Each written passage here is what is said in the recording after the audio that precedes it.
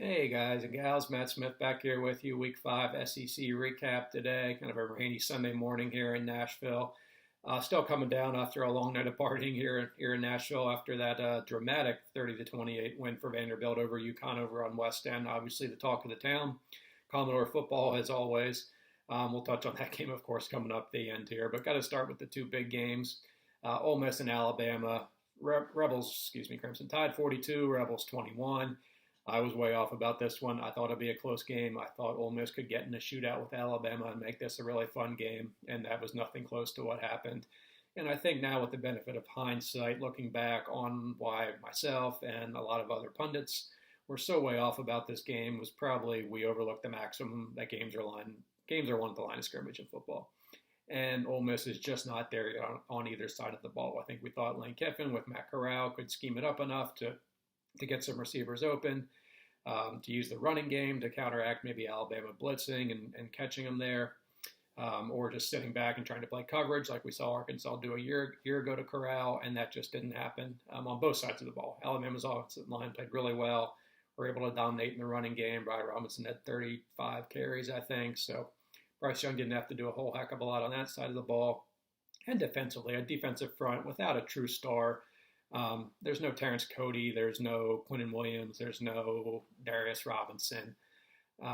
But there's some veteran experience there. Will Anderson coming off the edge after battling some injuries for the first month of the year. Looks like the player we saw last year and is probably looking at a top 5 pick come the 2023 NFL draft, still a true sophomore. But he was the first guy Lane Kiffin pointed out in his post-game comments about how they just had no answer for Will Anderson.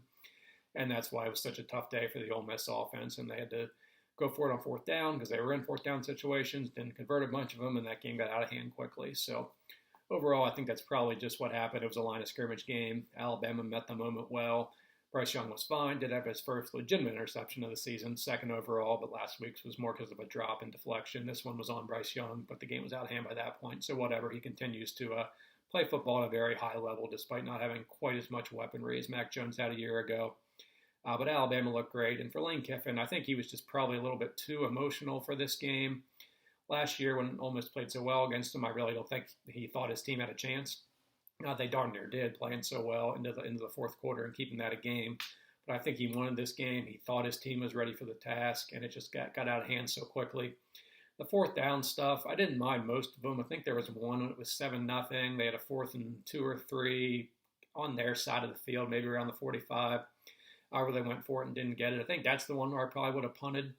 Once it got to 14-0, don't even bother. If you're 4th and 9 or shorter, you just got to go for it at any point in the field at that time. It's Alabama.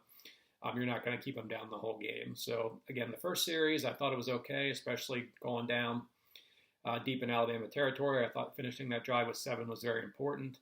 And after that, there was only one I thought was probably a little bit too aggressive, but I think we saw from the pregame interview with the popcorn comment and spike in the headset, Kiffin might have just been a little bit too riled up for this game going against Nick Saban. And maybe that's a problem we've seen for all these guys that can't beat Saban, whether it's Fisher, whether it's Kirby, whether it's Jeremy Pruitt. They just get too emotional to face their old boss, and it ends up not going well because they just don't have the talent to compete outside of maybe Georgia when these teams meet head-to-head. So Ole Miss needs to regroup, obviously. Big game with Arkansas. They can still have a fantastic season if they can win next week and get the ball rolling for the rest of the year, sitting at 5-1 at the turn. So bury this game. You're not at that level yet. Some people thought they were. Again, I thought they had a shot to compete. They didn't. Bury this one. Get focused on Arkansas and a big revenge game next week in Oxford. And you still have plenty of goals ahead for the Rebels this year. You got to move on quick playing in the SEC West. That's just life in this division right now. Arkansas, Georgia, my vocabulary is just not big enough to keep praising this Georgia defense. I believe 23 total points now allowed in 5 games, 7 of those on a pick 6 against UAB. Just incredibly dominant. But if you're looking for key takeaways from yesterday's 37-0 win over Arkansas, I thought the offensive line was great in establishing that 21-0 lead with a couple scoring drives. Block punt then. The field position was a complete mess for Arkansas, and that game was over by the end of the first quarter. So if that running game is cranked up, along with that defense, Georgia is tough to beat. Stetson Bennett was fine. Still good for 1 or 2 crazy throws every game. But he knows the offense, has a good command of that locker room. And Alabama is the only team I really worry about where I think Bennett could become a liability, kind of like we saw last year, where I think they will want JT Daniels just because of that higher ceiling, but it's not that much higher.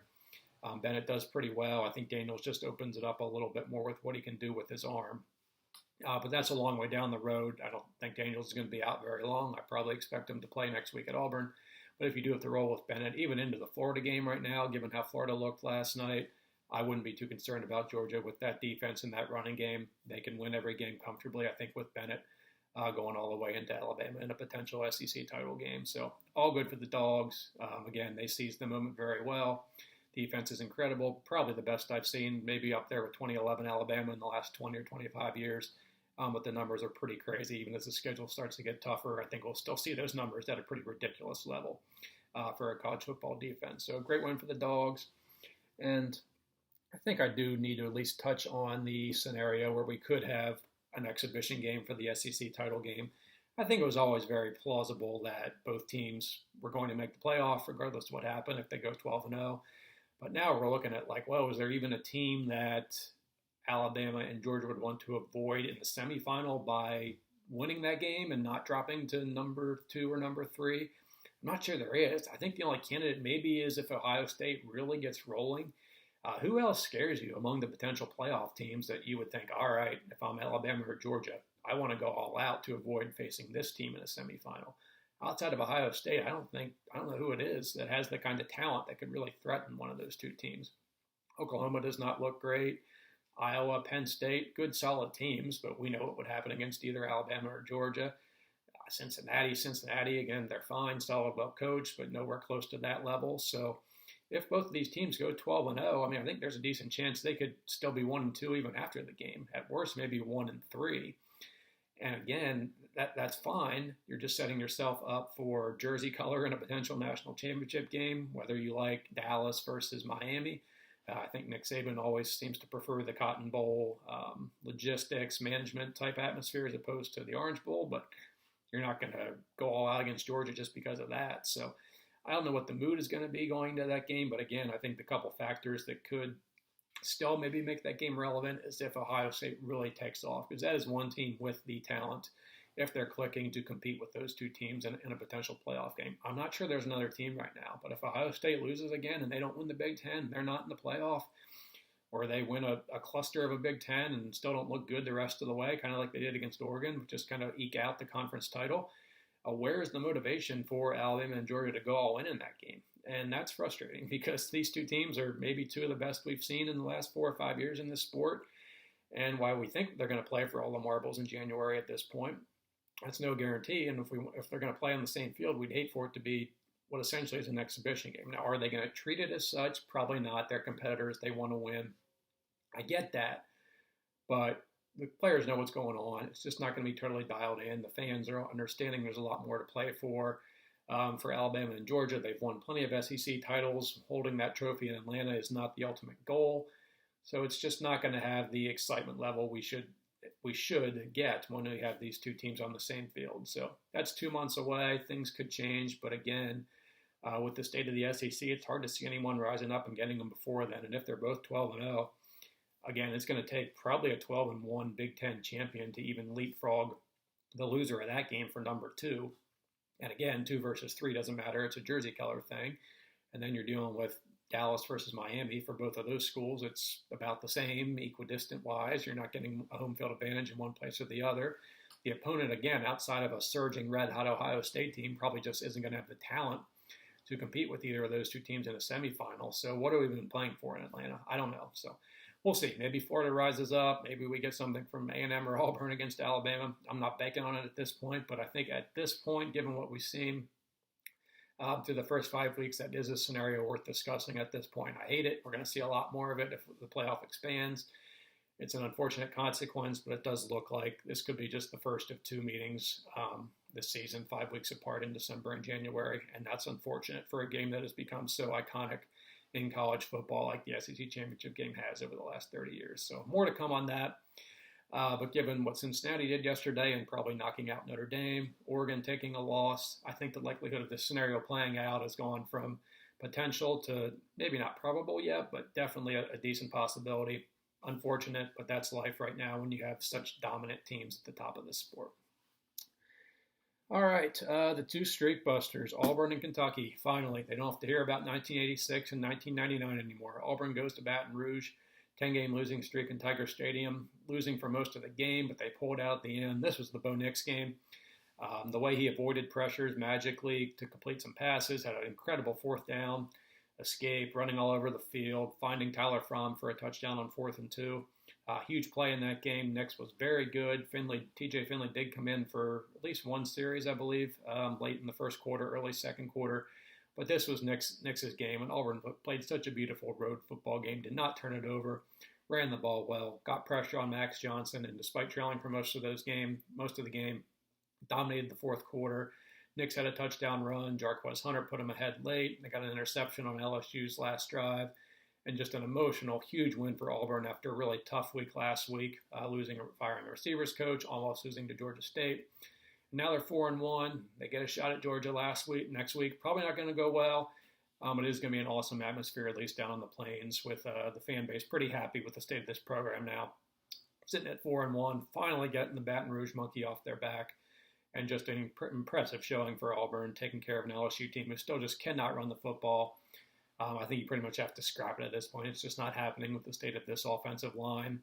You got Max Johnson, you got Keyshawn Butte, you've got some emerging young receivers. He's going to have to throw this thing 50 times to beat any decent team in the SEC. And that's just the state of the LSU Tigers right now. Defense is all right. They missed Eric Stingley for sure. Maybe they'll get him back eventually. That's just going to be LSU football 2021 with a lot of tough games coming up with Kentucky, Florida, Ole Miss, Alabama, Arkansas. Johnson's going to have to be great because you just cannot rely on this running game. We've seen it now through almost half a season. It's just not going to work this year. They don't have the horses up front. They don't have the elite running back like a Leonard Fournette to accomplish it. And that's just LSU football right now. So as far as Ed Orgeron's job status, it's not looking great without knowing the exact number of what he needs to survive. I think 8-4 is even a stretch at this point. They got 2 losses. Again, Kentucky, Florida, Ole Miss, Alabama, Arkansas, A&M still to come.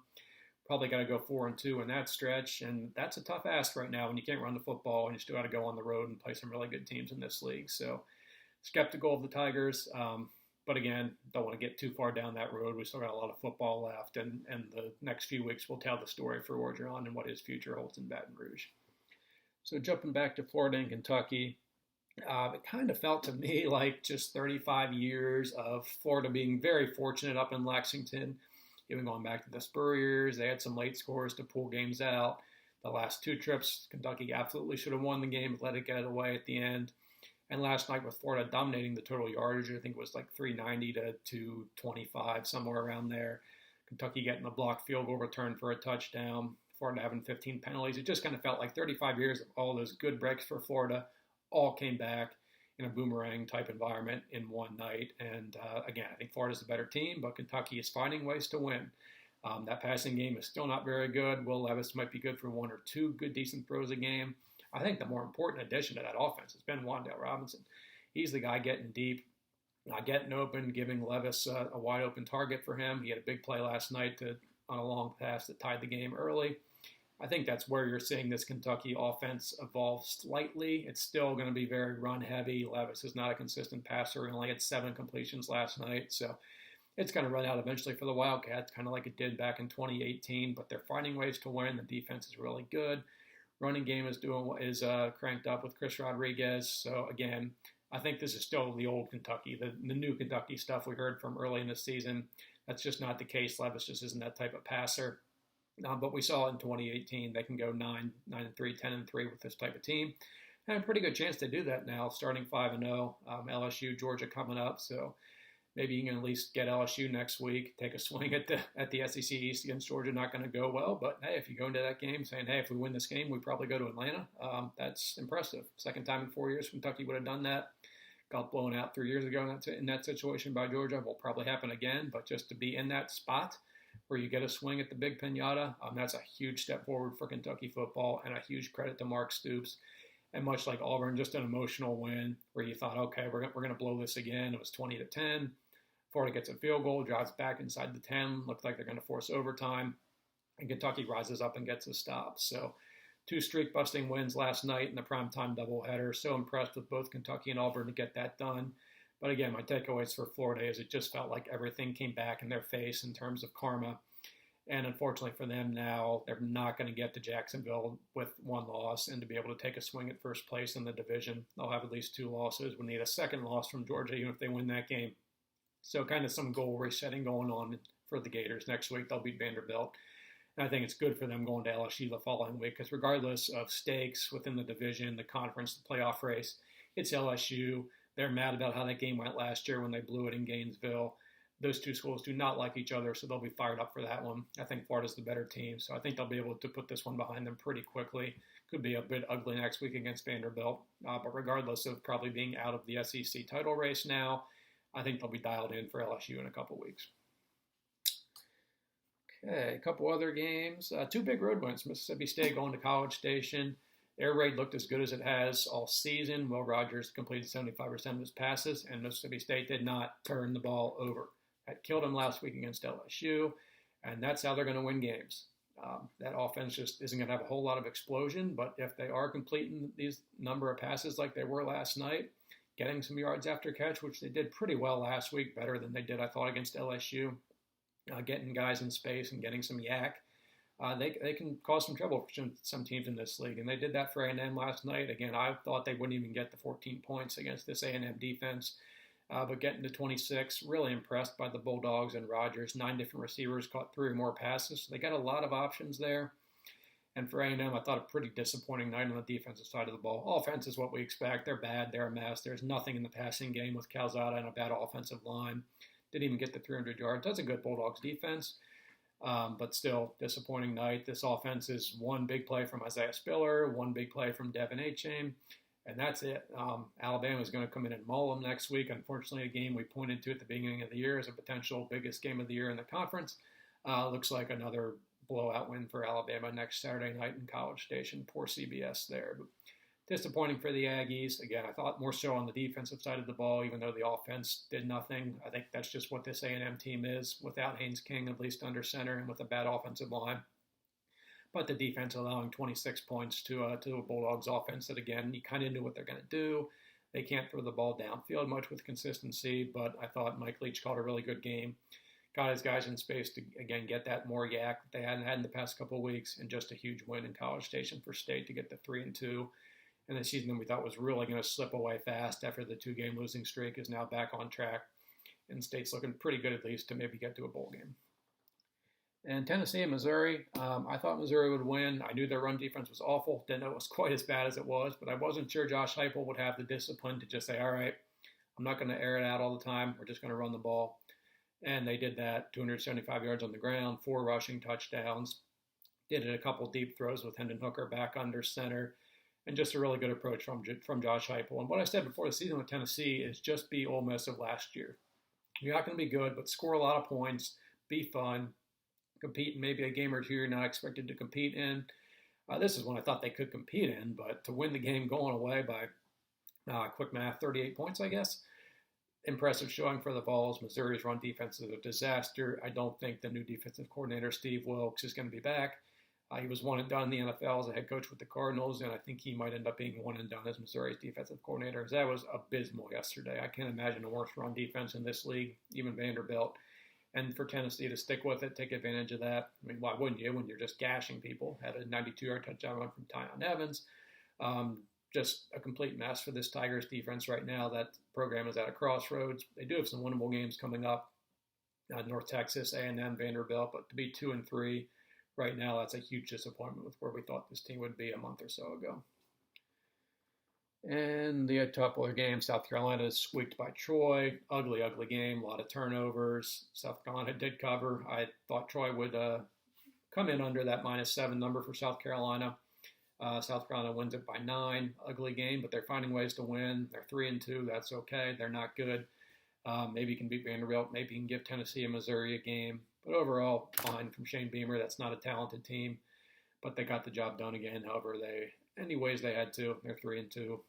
Nothing else needed to say about that one. UConn and Vandy, 2 pretty even teams for as bad as they are. The stats were pretty even. Back and forth game. Vandy had a 2-score lead in the fourth quarter. UConn goes back and jumps ahead. Vandy drives down, converts a 4th down. and gets a walk-off field goal to win it 30-28. So evenly matched teams. And now I think at least with Vanderbilt, you can say they avoided a complete embarrassment of going 1-11 or 0-12. Probably done winning for the year with only SEC games left. Maybe you take a swing at South Carolina or Missouri and give one of those teams a game. But looking at 2-10, at least they got that one. And 2-10 is a heck of a lot better than 1-11 or 0-12. So baby steps, but a nice win for Clark Lee and one they had to have. That's about it for the SEC. Zip around the country here quick. Big Ten. The two big boys set up the showdown next week at Kinnick. Penn State shutting out Indiana last night. Dominant fashion from Brent Pry's defense. They've been really impressive this year, including in the Auburn game. Iowa just embarrassed Maryland Friday night in College Park, 51-14. That defense is forcing turnovers like crazy. Playing good football on offense as well. Cannot wait for that one. Number 3 and number 4 next Saturday in Iowa City. And it's just really fun having a huge game that doesn't involve one of the recent dominant teams. It's not Alabama. It's not Clemson. It's not Ohio State. Not Georgia. Not Oklahoma. Penn State and Iowa obviously very good programs. Won a lot of games. But they're not quite to that level. And the week's biggest game, maybe the season's biggest game, at least before Alabama and Georgia, might be next week in Iowa City. So can't wait for that one. Going to be fun. Don't have a lean yet. We'll talk more about that on Wednesday. But an annual game, two teams that know each other well. Should be a great atmosphere in Kinnick, and cannot wait for that one. Rest of the Big Ten, Michigan keeps rolling. Dominant performance at Wisconsin. Wisconsin's a mess, but for Michigan to put up 38 points against what's still a very good defense, that was an impressive showing from the Michigan offense, a unit that we still had some questions about. But they're rolling, headed to Nebraska next week for a really fun game. Huskers blew out Northwestern 56-7 to get back to 3-3. Big opportunity for them next Saturday night when Michigan comes in. Again, not an overly talented Michigan team, so I think Nebraska can definitely compete. They've been close, should have beaten Michigan State last week, so a golden opportunity for them to take a big swing at Michigan, who should be a top 10 team when the polls come out later today. A nice get-right game for Ohio State, pounding Rutgers. Again, we're starting to see them come back into form. Offense really never had that much of a lapse outside of a couple poor sequences against Oregon. The defense, though, which was really struggling, looks a bit better. So they got some time to work some things out before playing Penn State and Michigan later in the season. So I think they'll be all right. Still not quite to the level of what we come to expect from Ohio State, but I think they're starting to look like the old Buckeyes again, a few weeks now removed from that Oregon debacle. That about wraps up the Big Ten. Big 12, not a whole lot there. Oklahoma State wins the Battle of the Unbeaten. It's kind of an ugly game, 24-14 over Baylor. Had an early lead. Baylor came back and tied it. Oklahoma State ran a nice 4-minute drill drive to ice that game, 24-14. They're undefeated at 5-0. Baylor probably let one get away. They were in that game, but couldn't quite finish it off. Had a fourth down attempt late in the game, down 17-14. Did not convert. If they get that, they might go down and score and win the game. But Oklahoma State pulls it out. They're getting it done. They're 5-0. And they join Oklahoma now as the remaining unbeatens in the Big 12. Sooners finally got the K-State monkey off their back. Were behind early, played really well in the middle portion of the game. K-State came back at the end, had an onside kick attempt to potentially get it back and go win it. But the Sooners hang on, get revenge for losing the last two meetings to the Wildcats. Still undefeated. Not looking like a complete team. It's going to struggle to run the Big 12, I would think. Probably a loss coming, maybe next week against Texas. But they're still undefeated, and that's all that matters right now. Longhorns, nice win at TCU, 32-27. Bijan Robinson, one of the best backs in the country, carried the load. And they got some nice momentum now, playing 3 pretty good games in a row after the Arkansas loss, and they'll roll into Dallas next week for the Red River against the Sooners in the Cotton Bowl. A lot to play for with both teams unbeaten in conference play. Pac-12, Oregon, obviously the story of the day with the loss at Stanford. They should have won that game. Trailed early, came back. Looked like they had it sealed away late, but allowed a long touchdown drive by Stanford. Last play of the game, tying touchdown for the Cardinal after a really weird pass interference penalty, I thought, called on Oregon. They got an untimed down, tied it, won it in overtime. Tough loss for the Ducks. They're not out of it completely because they have the Ohio State win under their belt, but still hard to see them winning their last, 7 games. 8 with a conference title game, given the way they've looked outside of the Ohio State game. Struggled with Fresno, struggled with Arizona, obviously took a loss last night, and still got some tough games left with UCLA, with Oregon State, with Washington. So Ducks had probably one mulligan, and they definitely used it on Saturday. But again, I think the Pac-12 is wide open. I don't see Oregon as a legitimate playoff contender. but definitely one they let get away last night on the farm. The Pac-12 South, probably a de facto title game, at least I thought last night in Pasadena. Arizona State rolled over UCLA. Good game for about 2.5 quarters, but the Sun Devils dominated the second half. Really fun team with Jaden Daniels. Unfortunately for them, they played every game starting at 10 o'clock Eastern or later, so not getting a lot of eyeballs outside the West Coast. But they're 4-1, had a close loss to BYU a couple weeks ago. Probably going to be back in the polls, maybe top 20 today. And I think with USC having 2 conference losses, Utah not looking great, Arizona and Colorado are a mess. I think Arizona State now with the head-to-head win at UCLA. They do not play Oregon this year, and I think they're the clear favorite now to come out of that Pac-12 South. Great win for Herm Edwards' team last night in Pasadena. And Oregon State, nice story. They're 4-1, lost to Purdue in week 1. Now backed up that big win at USC last week with a walk-off win against Washington last night. Good game there in Corvallis. Beavers 4-1, all in first place in the Pac-12 North. Will it stand? Maybe not, but they should at least be getting back to a bowl this year. Nice job by Jonathan Smith, slowly building that program back up at his alma mater after coming over from Washington. Cal looks really bad. They were a team I thought you could kind of write off their 2020 struggles to COVID, but there might be more systemic issues there. Bad home loss to Washington State yesterday. They're 1-4 now and appear to be going nowhere. So not good in Berkeley right now for the state of the Bears. ACC, I'll throw Cincinnati and Notre Dame into here. Bearcats 24-13 win in South Bend. Mostly the beneficiary of some tragic mistakes from Notre Dame. Bad interception in the red zone, fumbled a kickoff return. Chris Tyree just dropped it after running a kickoff back last week to spark the big win over Wisconsin. Just dropped the kickoff. Cincinnati recovered, got some points. So overall, I don't want to say Cincinnati got lucky because Notre Dame gave the game away. If you ask me who the better team is right now, it's Cincinnati, because Notre Dame continued to not run the ball, not protect the quarterback. I have no idea what they're doing at quarterback. Make some bad mistakes, drops, again, a problem. So while they did shoot themselves in the foot, we've seen that over and over again. It wasn't just just a terrible day for the Irish. It's the same issues that have been plaguing them. So Cincinnati was the better team. Are they a playoff contender? I think they've done what they had to do. They needed a couple things. They needed a good season before. They got that last year going undefeated in the regular season and giving Georgia a good game in the Peach Bowl. They needed the right schedule with some Power 5 teams. They got that. Now Indiana doesn't look great. Notre Dame, we'll see how they do the rest of the way. But they had 2 Power 5 road games against teams that were ranked. They won them both. And now they're sitting in the top 5 of the polls. They have the good starting point, they have the good schedule, and then now they have the results. So now it's just a matter of navigating the entire AAC schedule with a huge target on their back. And that league is okay. UCF obviously looks way down after the loss of Dylan Gabriel to an injury a couple weeks ago. SMU looks really good. Houston, Memphis look decent, but now they are going to have a target on their back every week, just handling that pressure for 2 straight months. That's kind of what I worry about most with Cincinnati. They're a good team. They're a legit top 10 team. But if they want to break through that glass ceiling and get to a college football playoff, weight of the world on their shoulder every week now with everyone giving them their best shot. But overall, really impressive win for them. Fundamentally sound, did not look overwhelmed at all. Notre Dame looked like the team struggling with the spotlight, more so than the Bearcats yesterday. So great job by Luke Fickell getting that win. And again, now it's about just handling the pressure. And Luke Fickell admitted as much yesterday. I thought he really understood the situation yesterday. He's not going to shy away from all the pressure and just say, hey, we're taking it 1 week at a time. He says, we're going to get everybody's best shot now.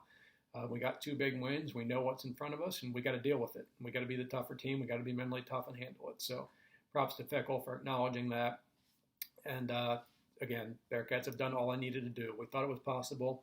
And now with Oregon taking a loss, with the Big 12 and the ACC not looking to have an undefeated champion, it's a great opportunity. I think it's probably at least a 50-50 shot if they do go undefeated that they'll be in the college football playoffs. So potentially a landmark event coming up in December with a group of 5 team potentially getting in the college football playoff for the first time.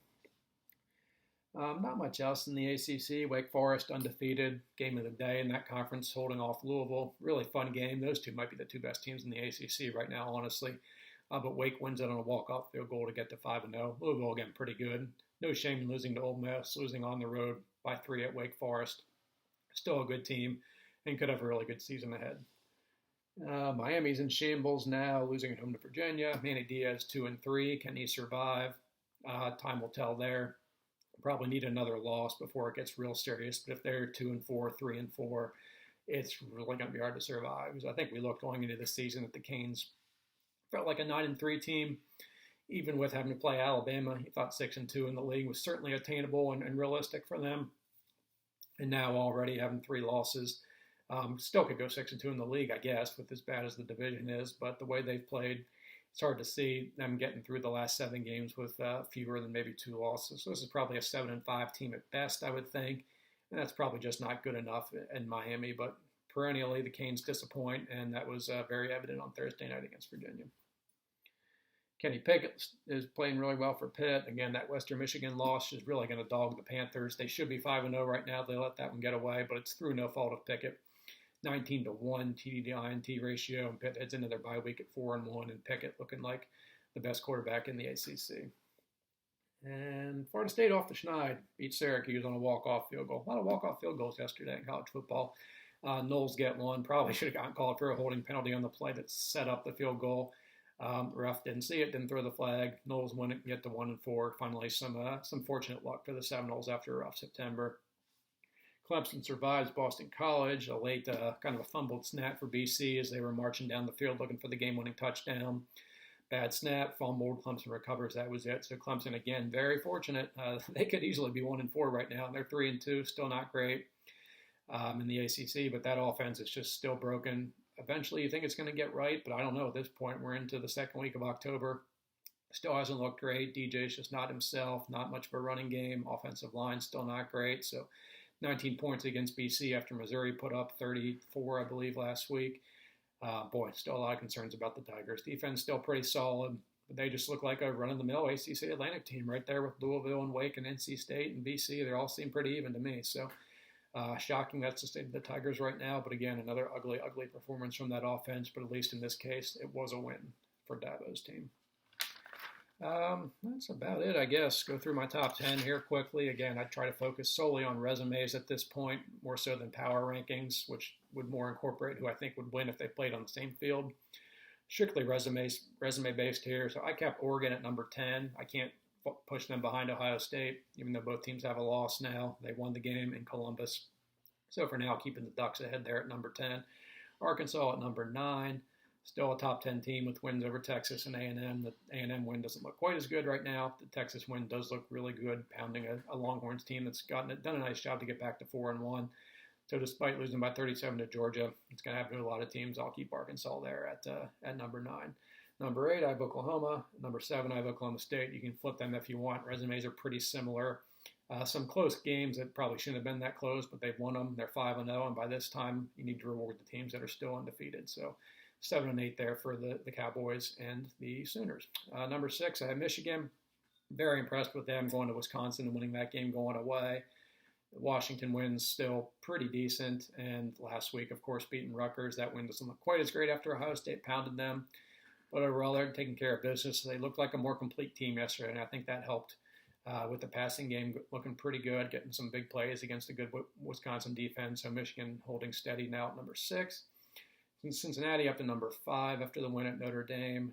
Penn State and Iowa at 4 and 3. Iowa at 3, Penn State at 4. Flip them if you want. Again, resumes are pretty similar, and we'll see what shakes out next Saturday when they meet head-to-head in Kinnick Stadium. And Georgia number 2, Alabama number 1. Flip them as well. They're pretty even teams right now as well. So there's the top 10. Looking very quickly ahead to Week 6, we'll go by the TV windows. Early window, you got Red River Shootout, Oklahoma, Texas, and the Cotton Bowl. Should be a good one there for first place in the Big 12. Maryland, Ohio State doesn't look quite as good after the Terps got pounded by Iowa. That's also the noon Fox game, I believe. Then Arkansas, Ole Miss also at noon to kick off the SEC day on ESPN. And again, the winner of that game is set up for an incredibly nice season. So need to bounce back for Arkansas and Ole Miss, put yesterday behind you, move on and get ready for a big clash of teams that are more on equal footing as opposed to going against Alabama and Georgia. Late afternoon window, Penn State, Iowa was a 4 o'clock kick on Fox. That's your game of the day. That'll be Gus and Joel. Fox will have their pregame show there. Biggest game to date, I would think, so far in college football. Number 4 and number 3 in Iowa City. Also get BYU and Boise State in that window. Another loss for the Broncos last night. It's 3 on the season now. Tough one to get home against Nevada. So they don't look that great, but Boise BYU has always been a fun game. Cougars still undefeated, so they'll get some eyeballs as well. and Georgia-Auburn, the CBS 3:30 game. Can Auburn build that momentum from last week or from last night at LSU and give the Dogs a game? And primetime window, Alabama A&M, which is CBS primetime game. Not what we thought it was going to be before the season. Not even what we thought it was going to be last week. A&M's probably not going to be ranked today. Point spread, I'm guessing, is going to be around 3 touchdowns. So bummer for CBS. Aggies defense still pretty good, but I think this one gets ugly. And have LSU Kentucky. That's your SEC network game. Might be the most interesting game of the week in the conference. Much needed win for the Tigers. If they can get one on the road there and get back to 4-2 for Coach O. Kentucky, again, if they win that game, they're probably technically playing for the SEC East title at Georgia in 2 weeks. We know what's going to happen there, but they can at least say, hey, we're in a division championship game for all intents and purposes in Athens in 2 weeks should they knock off LSU for a second straight big home win. So fun one there. In the Bluegrass next Saturday night, got Notre Dame and Virginia Tech. VT's been off the radar, playing an FCS team and then playing and not having a game yesterday. Can Notre Dame bounce back after a poor performance? They'll go into Blacksburg. They'll be jumping. Should be a good atmosphere in Lane Stadium. And Michigan-Nebraska, I touched on that one earlier. That's a fun game. Nebraska's defense, again, looking really good, going against that Michigan offense. Really fun game. Not necessarily because of the brands, but because I think both teams are actually decent. Nebraska's 3-3 record would not suggest that, but they're playing pretty good football. Again, the Illinois loss feels like forever ago now. Gave Oklahoma a good game. Gave Michigan State a good game. Have dominated Northwestern and Buffalo. The Huskers are pretty good.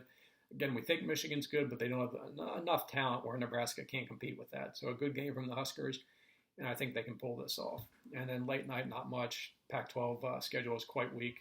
UCLA, Arizona, really not much else in the after dark window next week. So I think that's about it. Best bet's really good yesterday. 4-1, 16-9 overall. Try to keep that rolling on Wednesday with the Week 6 games. But I think that wraps it up. So thanks so much for watching, guys. Please like and subscribe. Check out Twitter, of course, at MattSmithCFB. My written recap will be up later today at southernpigskin.com. More words, more analysis and takeaways, full top 25. Look ahead in a little bit more detail at the viewing menu for Week 6. And I will be back on Wednesday to preview Week 6. We're into the middle part of the season. Nebraska's played 6 of their 12 games already. Where is the season going? They're halfway done. Crazy, but that's every year in college football. So, again, thanks for watching, guys. Hope you enjoyed a fun Saturday, and I'll talk to you all in a couple days. See you.